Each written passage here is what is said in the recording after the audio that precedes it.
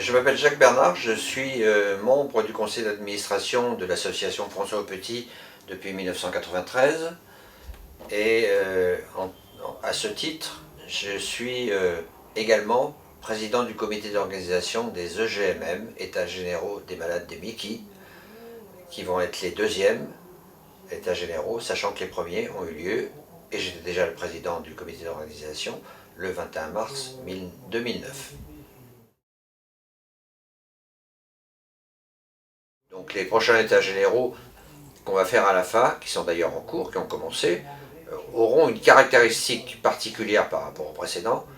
On a décidé, ensemble, de faire un panel citoyen. Ça c'est très nouveau, c'est-à-dire il y a une préparation qui aura lieu en amont, c'est-à-dire aujourd'hui elle a commencé, avec des gens d'horizons divers, des malades, des médecins, des politiques, des institutionnels, des journalistes, où on va confronter les différents points de vue pour donner de la matière aux prochains états généraux. Sachant que les prochains, il y aura une partie retour sur le passé et le présent, et puis comment on fait maintenant pour renouveler notre plaidoyer, l'alimenter avec dans des nouvelles directions. Alors votre question, que promettent-ils de nouveau par rapport à ceux de 2009 ? La réponse, j'en sais rien.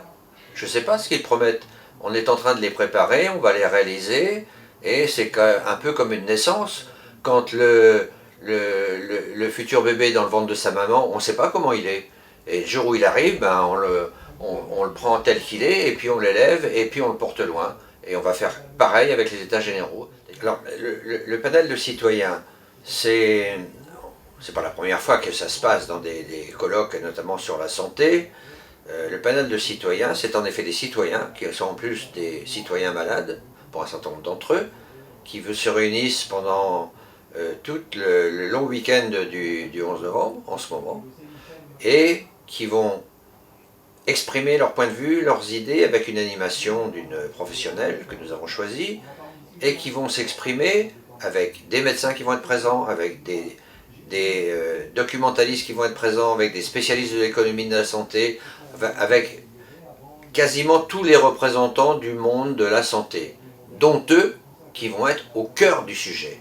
C'est-à-dire qu'ils vont pouvoir s'exprimer librement, interpeller, un terme que j'aime bien, le mot interpellation, interpeller des gens qui savent ou qui sont dans la décision, et chacun va s'enrichir de l'autre.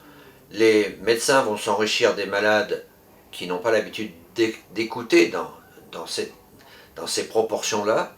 Les institutionnels vont écouter des citoyens qui ont des choses à dire.